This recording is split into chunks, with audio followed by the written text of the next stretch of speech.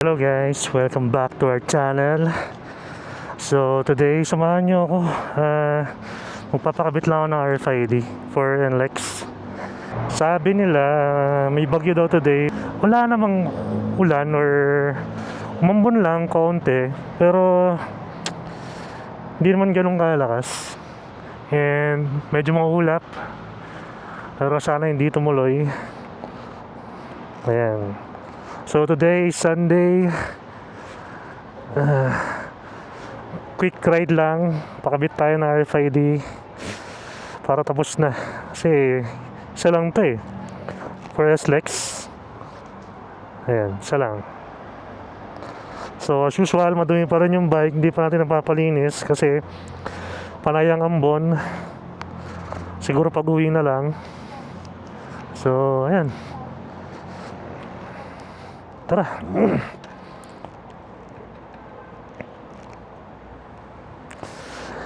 Kahit umulan o bumagyo, game pa rin para matapos na ito. So 2025 CBR 650R SC project. Yan. Linis tignan ng pagkaka-underbelly niya, di ba? So nice. Tara, na tayo NLEX, pakabit tayo. Let's go.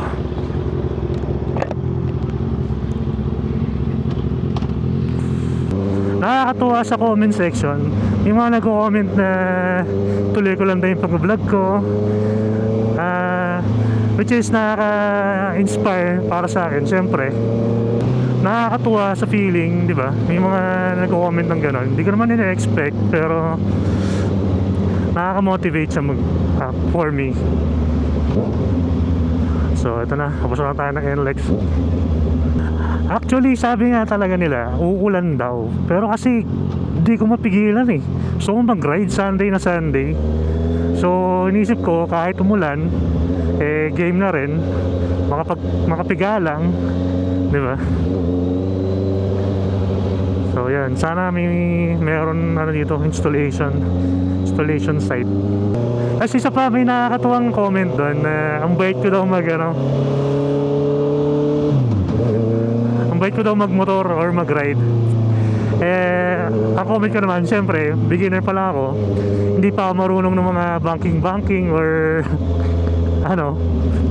eventually makakarating din tayo dyan sa labas tuhod, charot. labas tuhod, labas siko, diba? Pero syempre gusto natin matutunan yon sa tamang way. Hopefully matutunan natin yun sa track. Yan yung mga ginagol natin, makapag-track and matuto sa mga marunong na, kumbaga, para rin, for safety rin natin and iwas aksidente.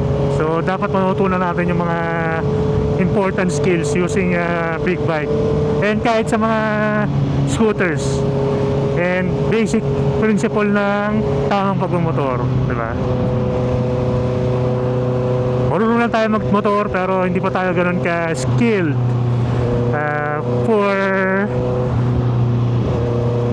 for safety, di ba? So ito na, malapit na tayo sa medyo umaambon, pero game pa rin.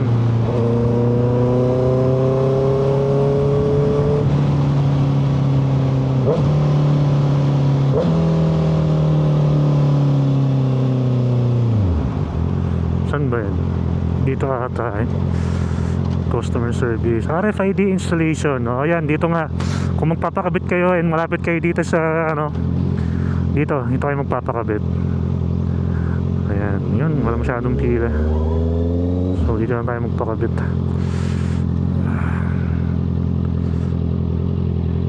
Yan. Wala kasi akong mahanap malapit sa amin sa Cubao. So dito na ako dumaretso. Ayan, pakabit muna tayo. Sana meron. Ay. Hindi panahon eh, no? Maulap pero may araw. Banda dun, di ba? Ang peaceful.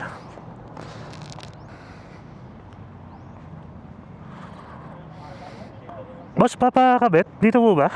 Opo, ORCR, ID, cellphone, picturean niya yung plate number, pasok po. Ah, okay. Oh, picturean na natin. So, RCR. Picturean yung plate number. Picturean mo natin yung plate number. So, ayan lang yung mga requirements. ORCR, ID, and picture ng ano, yan, labo. Picture natin. Ayan.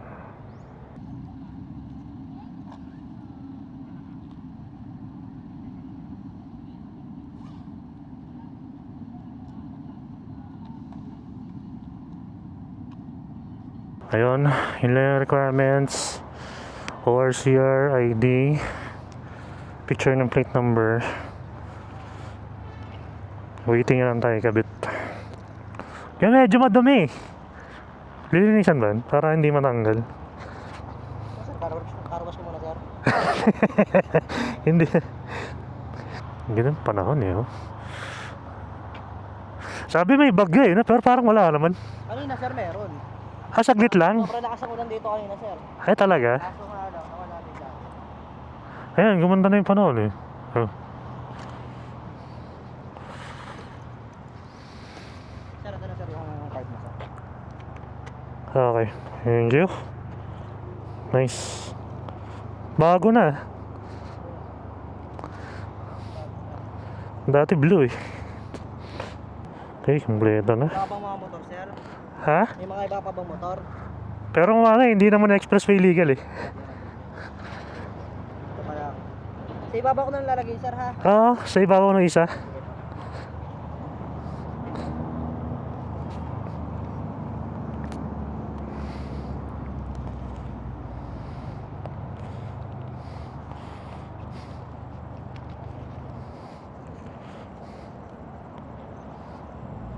Yun. Eto na. Thank you ah.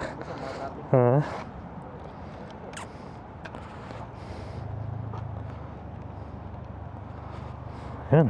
Ganda na. Dalawa. Diba? Pag-inlex na tayo. Hindi na tayo pila sa cash. So ayun. Tapos na yung agenda for today. Tingin lang tayo sa ano kung anong pwede nating puntahan or makainan. Yeah. Quick ride lang. Sayang naman yung panahon, di ba?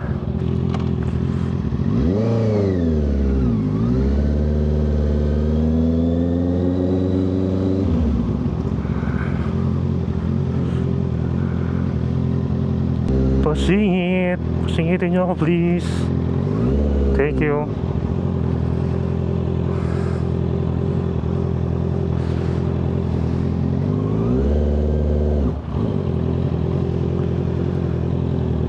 Huling pila sa NLEX kasi may RFID na tayo.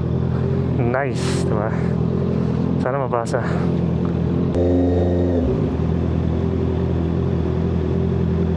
Ay, ay mabasa? Di nabasa. Malas.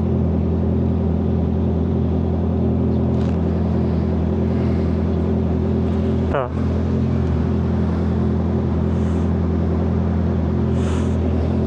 Ay.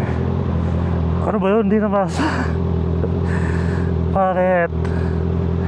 Kala ko naman diretso na ako. Anyways, at least okay na tayo. Thank you sa ano sa akin, papasingit. Bios na blue. So this is my second ride na pala sa NLEX. Okay naman. Sa high speed, napaka stable ng engine niya. Pero syempre naka speed limit tayo. Mahirap ng mga moto dito, diba? Follow tayo ng speed limit. So tara, tingnan nyo. Sarap mag-ride mag-NLEX pag ganito yung gamit nyo.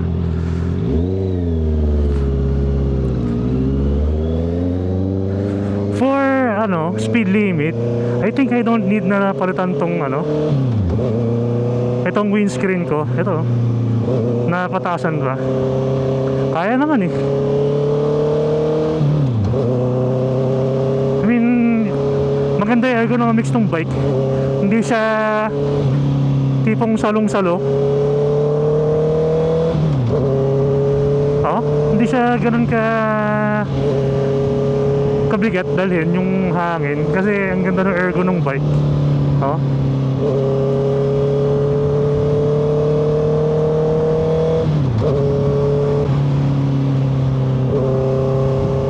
By the way, kung nakikita nyo yung may warning, sa PMS yan. Pero kasi pang 500 yan eh. Bala ko sana 1,000 muna, which is advice din naman from CASA. So malapit na tayo magpa-PMS, so i-vlog din natin yan para makita natin kung magkano yung PMS nitong mga ganitong big bike. Diba? Wala hindi ko naramdaman yung hangin. Nasa 70 kilometers, 80. Meron siya, pero pag gumanyan ka, wala na yun. Meron siya pero onti lang. Hindi siya ganun kabigat.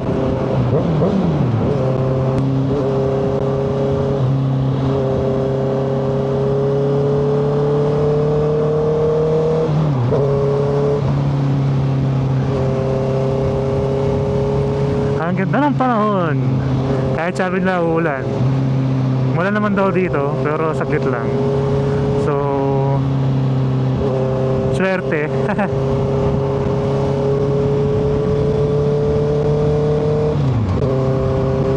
6 year. Diba? Walang ka yung engine. Ang stable pa rin. Diba, sa kabila.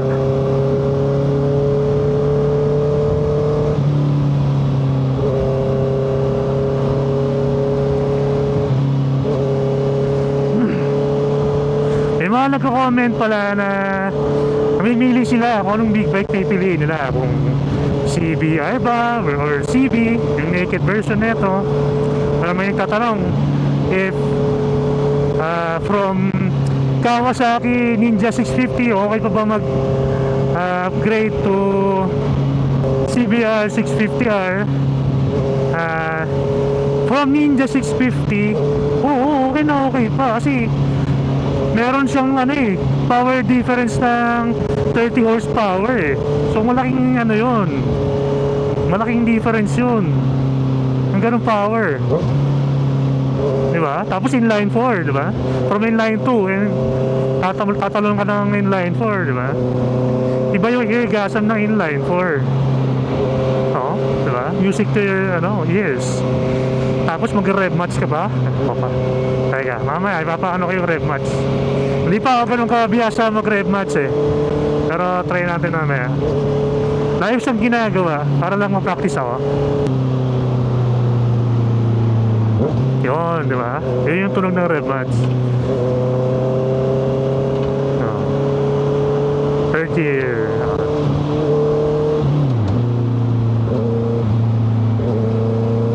Pasok na nga.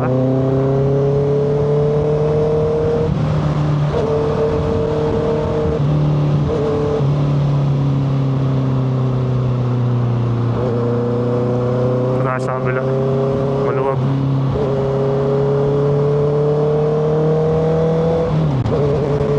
2 kilometers tumikawayan. Okay.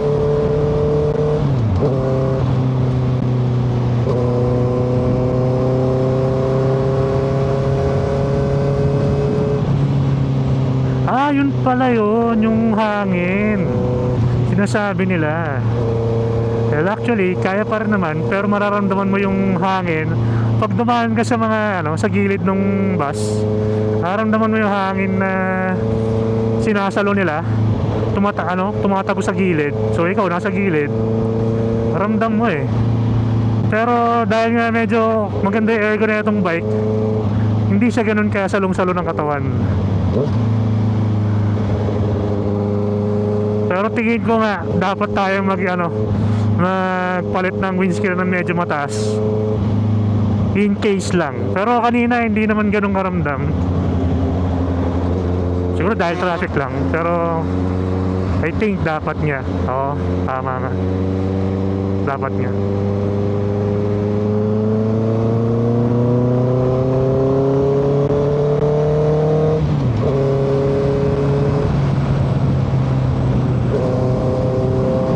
Uy, grabe. Yun, nararamdaman ko yung hangin from the bus. Wheels on the bus. Sana pala medyo okay na yung kuha ng camera natin, yung view. Inayos ko na. Hopefully okay naman na. Kasi parang mga last vlogs, medyo hindi kita yung unahan, or minsan hindi kita yung red match. Hindi kita yung handlebar. Maganda kasi kung kita yung handlebar and yung view sa harap. Sana kita at naayos ka na.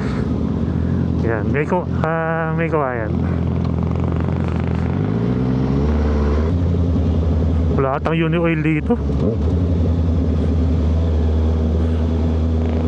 Dapat ato doon ako nagpagas sa ikot na tayo. Ayun lang, quick ride lang tayo. Wala naman tayong pupuntahan. And ayoko mag-dinner sa iba. Siyempre, lutong bahay, luto ni Mrs. Yun ang dinner. Yeah. Yan, ikot na tayo.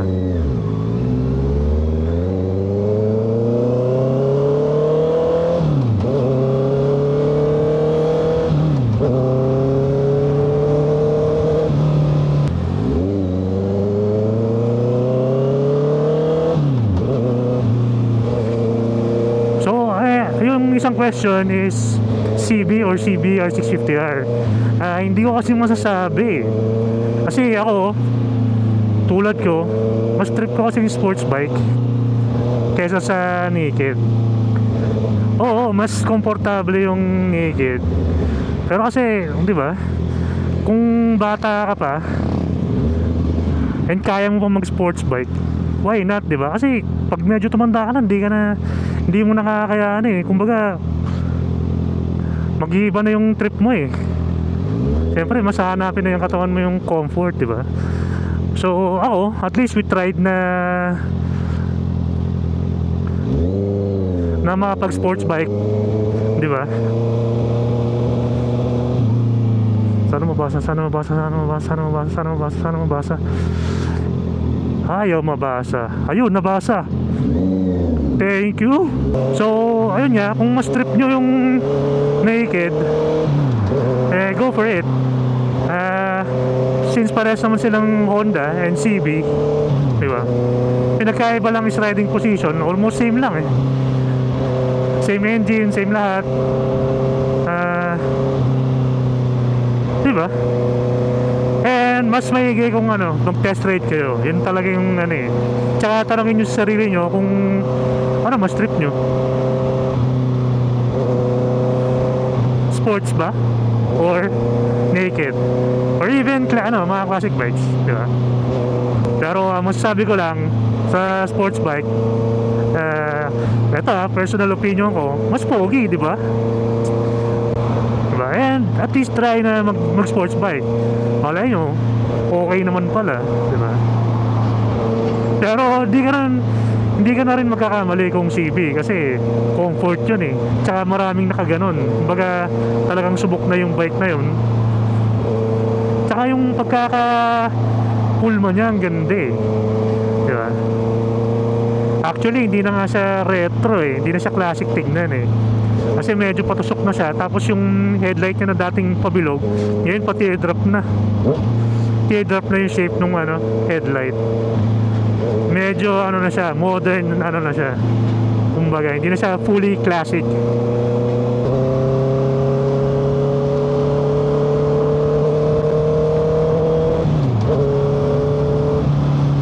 Sarap magmotor. Dahil sakyan, no? Ito mga pauwi galing probinsya.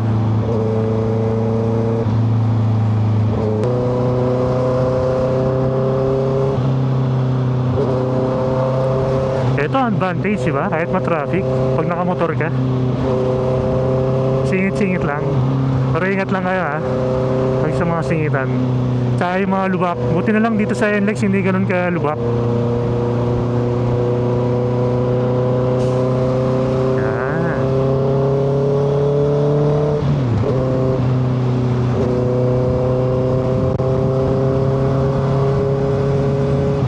Ayun, nararamdaman ko na yung hangin na sinasabi nila. So, hindi lang pala yung hangin sa harap mo, pati yung mga hangin galing sa gilid ng mga sasakyan eh, kailangan mong problemahin. Pero ano naman, bearable naman. So okay lang. Salamat sa pagsama sa akin sa pagpapakabit ng RFID, di ba? Small agenda lang, at least natapos na. So kung nag-enjoy kayo sa video na to, please like and subscribe sa ating channel. And ayun lang, peace out guys. At ako ay uuwi na. Teka, di tayo makakabomba, masikip.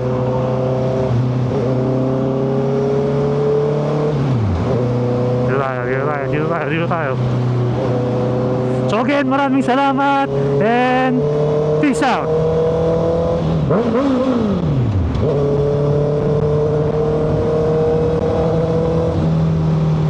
Thank you, Lord.